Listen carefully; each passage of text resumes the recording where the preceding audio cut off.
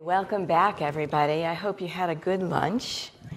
Now we're going to move off of Manhattan into some of the gateway markets, there's lots and lots going on in these markets as well. They're very vibrant. So the first one we're going to talk about is Brooklyn to Long Island. And we have Eva Cramer and William Haynes to tell us about that.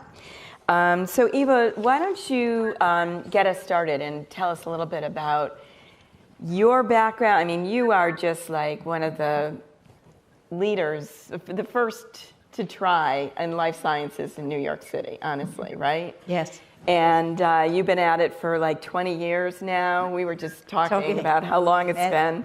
But Brooklyn is really, coming alive, and you've done so much down at SUNY Downstate and BioBAT. Tell us all about it. I'm happy to do it. Can we have the first slide, please? Sure. Hi. So my name is Eva Cramer, and I'm president of the Downstate Biotech Incubator, Tech at 710, and BioBAT. And I just want to tell you that biotech is really growing in Brooklyn. So as Nancy said, we met a long time ago, and she came down from Boston when we were first beginning, and it was really nice to meet her. Can I have the next slide, please? So this shows you some pictures of the 3 different sites. On the left, you see the Downstate Biotech Incubator, and in the middle, you see Tech at 710. They're both close, very close to the university, the medical center. And they're both for early stage companies. The incubator is about 50,000 square feet, and the specialized Tech at 710 has very specialized chemistry facilities and is about 13,000 square feet. Both sites have BSL-2 level labs and office space. They both have core facilities and conference space. The incubator has some nursery space for companies that may want to share some space, but most of our companies like to have privacy and want their own lab space. The chemistry space, as you can see, has 26 fume hoods, and so it attracts companies that are into chemistry. On the right, you see BioBAT at the Brooklyn Army Terminal. It is for companies that have outgrown the incubator, and Tech at 710. BioBAT sits on the grounds of the Brooklyn Army Terminal, which is 97 acres of land right on the waterfront. And we have about 200,000 square feet at the southern end of Building A, which is the building next to the water. We also have about 38,000 square feet at the northern end of Building A that houses the International AIDS Vaccine Initiative and a number of other small companies. One of the small companies, Bioscience, is here today, and so you should go visit them. This is a partnership between the Research Foundation of SUNY on behalf of Downstate Medical Center and the New York City EDC. We have just received a $50 million grant from the Life Science New York City investment, and we will be using it to build out additional space at BioBAT. All 3 sites are part of Startup New York, which means they're tax-free zones, which means that the companies and their employees do not pay city and state taxes, which is a tremendous advantage to the companies. All of the companies have access to university resources. This includes working with our scientists, clinicians, and students. So for example, 3 of our students received their PhD with the International AIDS Vaccine Initiative in vaccine development. It's a wonderful advantage to our students and to our companies. The companies all have access to our medical and scientific library. Downstate has a fantastic 2-floor vivarium with everything from mice to non-human primates. A number of our companies make use of the facility. They also have access to research facilities that are at the medical school and are able to do clinical trials with our clinicians. We have a terrific entrepreneurship program, and I think you may have heard from Mary Howard, who runs our program. She's fantastic. I'm sure most of you know her. And she runs a wonderful program called the Next Milestone Program for our companies at all three sites. Our companies have easy access to other research institutions in the city. And for instance, if you're at BioBAT and you like to take the ferry, you can go from our dock all the way to Lower Manhattan. At BioBAT, actually on Monday, our Region Lab is about to have a ribbon cutting. They've just opening their new GMP facility. So what we're seeing a lot of, especially at BioBAT, although we have a GMP facility at the incubator, that many of our companies are moving to the level of doing GMP manufacturing. Can I have the next slide, please? So I just like to brag about our companies. This just, as part of Startup New York, we're required to every year tell them, the state, how well our companies are doing.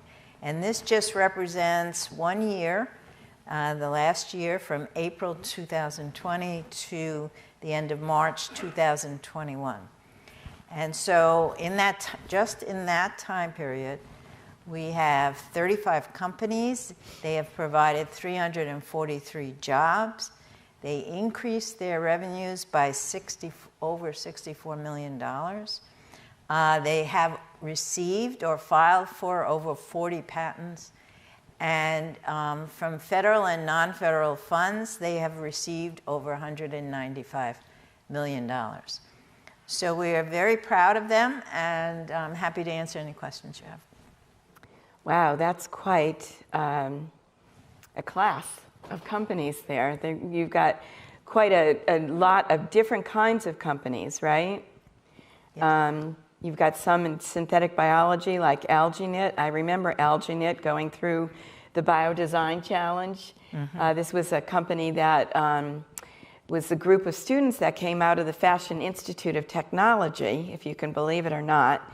And they competed in this competition that a colleague of mine founded called the Biodesign Challenge, which we hold the international competition every year at MoMA in June. And they won the first year. And they created a thread made of algae. So they could literally knit a fabric using seaweed. And it's sustainable, right? And now they have founded a company, raised several $1 million to commercialize the product, and they're living at BioBAT. So that's kind of how these things happen. So that's very, very exciting. Okay, so let's move into find out what's going on at Stony Brook and Long Island. Yeah, hi everyone. So I have some slides that can come up. There's no way I'm going to be able to cover everything, so I think these slides will be available afterwards, so you can go through them at your will. And if you want to contact me or anyone else on the list, there's a contact page there too. So Long Island, we're big. We've spread out. We have 4 major research institutes, and we have 2 incubators. I think if you go to the next slide. Yeah, so we're spread all over the place. So I work at the Center for Biotechnology, which is housed at Stony Brook University. But we go all the way from the west side with Feinstein Institute for the Feinstein Institutes for Medical Research. That's part of Northwell Health. And I'll get into a little more detail of each of these programs. But we also have Cold Spring Harbor.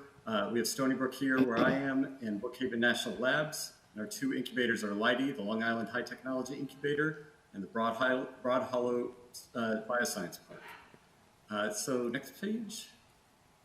So I work at the, so that's the synopsis. You can go to the next slide then. So I work at the Center for Biotechnology, which is a New York State organization. We focus on helping very early stage technologies and early stage companies. We usually go up until trying to get the companies into a Series A. We offer non-dilutive funding. We've partnered with several federal agencies to receive that funding and disperse it. So NIH, or NIH Reach Commercialization Hub was one of our most recent projects that we did. So we focus a lot on looking at these early stage technologies, figuring out a business plan, putting in some really early stage funding to de-risk it, and then starting a company. And then we support those companies along the way. So we also offer some educational programming as part of our role here at Stony Brook University. So we teach fundamentals of bioscience industry to students that might not know anything about what happens actually in pharma and big biotech, but they're PhD students or graduate students or postdocs. We also work on a little bit of policy work to try to make sure that Long Island is recognized and grows as a bioscience hub. And I'm going to put in a little plug for our conference coming up next week. It's the annual Life Sciences Summit. That's November 9th and 10th, and that's our annual investors conference. So like I said, we formed this Long Island Bioscience Hub. We try to unite all the academic centers here on the island. And I'll go through a little bit about what each one does and what each one's specialties is. So first, I think we're starting on the west end with the Feinstein Institute. If you go to the next slide. So they're a leader. Like I said, they're part of the Northwell Health hospital system. They're world leaders in bioelectronic medicine, which is using electricity to activate nerves to treat disease, which is a huge growing next generation area. They do a lot of work also in inflammation and neuroscience. Let's go ahead and go to the next page. One of the other things I want to point out is they're in the top 6 percentile for receiving an NIH grant. So they're very active in very impactful research. Next is the Cold Spring Harbor Laboratory. They're recognized as an NIH Cancer Institute. They also do a lot of quantitative and cancer biology, and they're experts in genomics. They also do a lot in plant and neuroscience as well. And if you go to the next slide, they've spun out quite a few companies that are located either within our own incubators here on Long Island, or they've moved on to the city, which is kind of how you graduate from Long Island. So here's a representation of some of those companies. And then if you go to the next slide, we'll get to Stony Brook. So it's been around since 1957. It's constantly ranked one of the top 1% of universities worldwide. We've had 3 Nobel Prizes come out of here, so we're quite prolific. And there are quite a few students. And we're also one of only 7 national universities to manage a national laboratory, which we'll talk about next, which is Brookhaven National Laboratory. So if you go to the next slide. So Brookhaven is actually a federally funded laboratory. It's established by the Department of Energy. They've had 7 Nobel Prizes come out of theirs, and they've got tons of researchers. They've released a few major products that I'm sure you've heard of, including levodopa. So that's Brookhaven National Labs, and they have quite a few core facilities that a lot of our companies take advantage of also. And that's one of the advantages actually of all these universities here on the island, is they have lots of very highly specialized equipment that early stage companies can take advantage of and use for pretty low cost. And they don't need to take all the capital expenses to develop their own resources. So going on to the incubators, our next slide, it should be LIDI, the Long Island High Technology Incubator. So we were one of the co-founders of that. It's housed on a little bit of a carve out here on Stony Brook's campus. It's connected to the medical center. It has an Incubator Without Walls program. And again, like I said, it gives you access to all of the resources at Stony Brook University and the hospital. So that's a major advantage to a system like that. Next slide is the Broad Hollow Bioscience Park. So that's some of the companies. It's like some of the slides are messed up. But we have quite a few companies housed there. 2 of them actually are publicly listed now on the NASDAQ. So we have quite a little bit of a range of companies, from very nascent startups to a little bit older companies that might be looking for more space to grow into. Next slide should be Bioscience Park. Right. So they're also a not-for-profit corporation. They're managed by the Feinstein Institute in Cold Spring Harbor and a few other entities here on Long Island. Like I pointed out, they also have vivariums, so they have animal labs. They provide a lot of shared equipment, which is pretty integral, as I think it's been a common message in quite a few of these presentations today. And it's closer to the city. So we're about 2 hours from the city all the way out here. Farmingdale's only about an hour. Next slide. That should be our contact information, right? So if you want to contact any of these institutions, here are some emails. I recommend you reach out to any of them or to me if you want more information. Thank you very much. Terrific. So I wasn't aware of all of the activity going on in Long Island. As Eva told me the other day, Brooklyn and they're all on the same island. I didn't really, I always, in my mind, had them in completely different places because I usually go on public transportation to Brooklyn and I drive to Long Island. So it's probably a good idea. Yeah, yeah. So it's just amazing the amount of research institutions that are there and the amount of commercial activity that's being generated there as well. You know, this is something that kind of flies under the radar and you don't really hear about it much. So you just received a $50 million grant from the city. What are you going to do with it? We're building up more space at BioBAT. Our companies are doing so fantastic. They're outgrowing the incubator. They desperately need space. And you know, we have companies not just from our incubator or from around the city. You know, Regionlab, for instance, from Switzerland, Cortec.net is from France. I mean, we have international companies. So it's really, I mean, everybody is getting very, very interested in doing their own manufacturing.